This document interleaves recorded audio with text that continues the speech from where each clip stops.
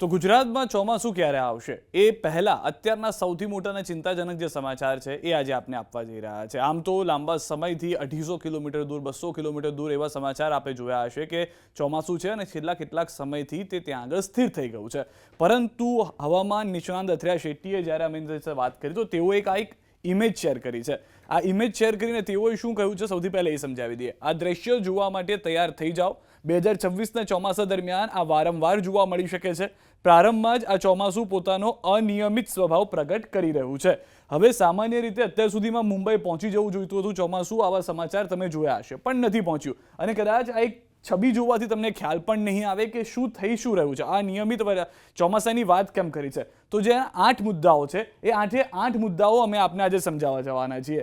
સૌથી પહેલું પરિબળ અર્નિનો છે, ત્યારબાદનું બીજું પરિબળ એમજીઓ જેને મેડન જુલિયન ઓસિલેશન કહેવાય છે, ત્રીજું પરિબળ જે છે એ આયોડી ઇન્ડિયન ઓશન ડાયપોલ, ચોથું જે પરિબળ છે એ સૂકી હવાઓ છે, પાંચમું જે પરિબળ છે એ મિસો MISO, ત્યારબાદ છઠ્ઠું પરિબળ માસ્કરીન હાઈ એન્ડ સોમાલી જેટ, ત્યારબાદ પરિબળ 7 બંગાળની ખાડી અને પરિબળ 8 ચીનના દરિયાની શાંતિ। આ બધા પરિબળોની એક એક કરીને જો વાત કરીએ કે 8 જે પરિબળો છે તે સાનુકૂળ નથી જોવા મળી રહ્યા, એક પણ પરિબળ અનુકૂળ નથી। કેમ આવું કહી રહ્યા છે? સૌથી પહેલા અલ્નીનો, જેની ચિંતા સતત થતી હતી। અલ્નીનો કે જ્યાં આગળ પ્રશાંત મહાસાગરને સતત ગરમ થઈ રહ્યો છે, જેના કારણે શું થઈ રહ્યું છે કે અલ્નીનોની અસર જે છે તેની આપણે વાત કરતા હતા। પ્રશાંત મહાસાગરમાં વિકસી રહ્યો છે અલ્નીનો, શું અસર થશે? વ્યાપારી પવનો નબળા પાડી રહ્યું છે અને વરસાદી માહોલને દબાવી દે છે। બીજું ફેક્ટર એમજીઓ મેડન જુલિયન।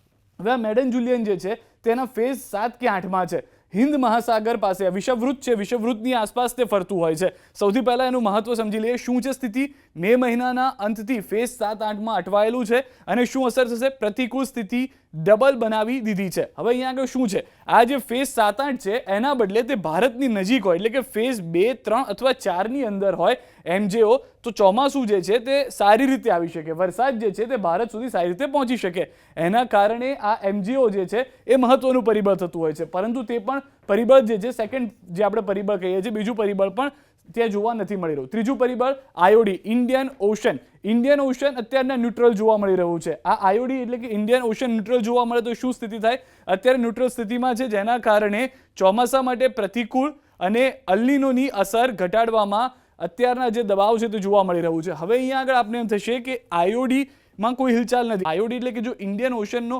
પશ્ચિમ છેડો ગરમ હોય તો ચોમાસું સાનુકૂળ રીતે આવી જતું હોય છે, અને એક સારી વાત એ છે કે જો તે એનો પૂર્વ છેડો ગરમ હોય તો ચોમાસું દબાઈ જતું હોય છે। અહીંયા આગળ એકમાત્ર એવી વાત છે કે ન્યુટ્રલ છે, એટલે કે ચોમાસાને મદદ પણ નથી મળી રહી અને ચોમાસું જે છે તેને ખેંચવામાં પણ તકલીફ નથી થઈ રહી।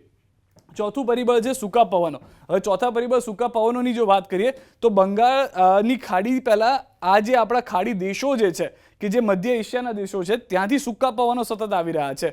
મધ્ય એશિયાથી પશ્ચિમી ભારતમાં ઘૂસણખોરી થઈ રહી છે, અરબી સમુદ્રમાં શાખાને નબળી બનાવે છે। હવે આ સૂકા જે પવનો આવે છે સ્વાભાવિક રીતે, જેના કારણે શું થાય કે અરબી સમુદ્ર, ભારતીય ઓશન અને પ્રશાંત મહાસાગરમાંથી જેટલા પણ જે આપણે વિચારીને ચાલતા હોઈએ છીએ કે ભેજવાળા પવનો આવશે, એ ભેજવાળા પવનો એકદમ જતા રહે છે અને જેના કારણે સૂકા પવનોનો દબદબો વધી જાય છે। પાંચમું પરિબળ છે IMSO મિસો, કે પાંચમું જે પરિબળ છે એ પણ મહત્વનું છે કે જે વિષુવવૃત્ત ઉપર રહેલું છે। આ જોશો આ વિષુવવૃત્ત તરફ રહેલું છે, ઉત્તર તરફ આગળ વધતો મિસોની ગેરહાજરી છે। સામાન્ય રીતે જ્યારે ચોમાસું હોય તો ઉત્તર તરફ મિસો જે છે તે આગળ વધતું હોય છે। એના કારણે શું થતું હોય છે કે જે ભારતની અંદર ચોમાસાનો સમય 4 મહિનાનો આપણો હોય છે, સારો એવો વરસાદ જોવા મળી શકે છે। ચોમાસાને સક્રિય કરે છે, નિષ્ક્રિય કરવામાં હોય છે ભૂમિકા। હવે અહીંયા આગળ જે અત્યારના ઉત્તર તરફ નથી આવી રહ્યું, જેના કારણે ચોમાસું જે છે તે સક્રિય નથી થઈ રહ્યું, ત્યાં એનું પાંચમું પરિબળ છે।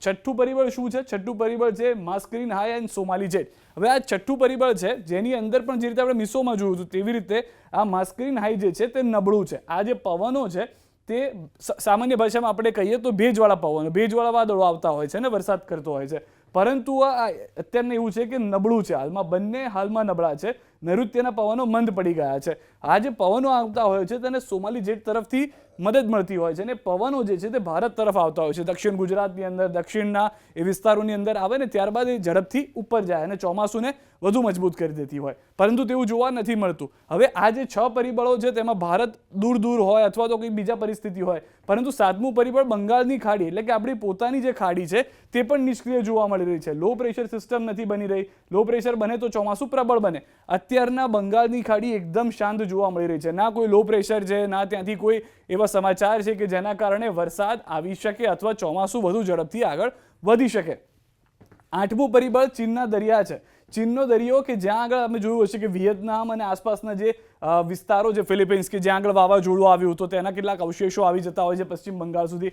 અહીંયા જે પણ હલચલ થાય ને એના અવશેષો પશ્ચિમ બંગાળની ખાડીમાં એટલે બંગાળની ખાડીમાં આવતા હોય છે, જેના કારણે પણ થોડો ઘણો વરસાદ આવતો હોય છે. હવે પરિસ્થિતિ શું છે? દક્ષિણ ચીનના સમુદ્રમાં ટાઇફૂન અથવા તો લો પ્રેશર સિસ્ટમ નથી બની. આ દરિયામાં બનતી સિસ્ટમ અવશેષોથી બંગાળની ખાડી સક્રિય બને છે, પરંતુ આવું કશું જ જોવા હાલમાં નથી મળી રહ્યું, જેના કારણે શું રહ્યું છે કે ચોમાસું જે છે તે હજી પણ તેટલું જે આપણે વિચારી રહ્યા છીએ તેટલું આગળ જોવા નથી મળી રહ્યું. અને તેટલા માટે જ હવામાન વિભાગ તરફથી આ બધા કદાચ પરિબળોને ધ્યાનમાં રાખવામાં આવ્યા હશે અને પહેલેથી જ કહેવામાં આવ્યું હતું કે સામાન્ય કરતાં નબળું રહી શકે છે ચોમાસું. તો આ 8 પરિબળો જે છે તે હાલમાં પકડીને ચાલો કે સાનુકૂળ જોવા નથી મળી રહ્યા, ચોમાસાને મદદરૂપ નથી થઈ રહ્યા, જેના કારણે અત્યારના પણ ચોમાસું અટવાયેલું છે. જે તારીખ અત્યારના આપણે માનીને ચાલતા હતા કે અત્યાર સુધીમાં મુંબઈ ચોમાસું પહોંચી જવું જોઈતું હતું, તે હજી સુધી નથી પહોંચ્યું. અને હજી પણ 15 જૂન સુધીમાં ગુજરાતમાં જો ચોમાસું નથી આવતું તો આ પરિબળો જે છે તે મુખ્ય કારણો માનવામાં આવી શકે છે.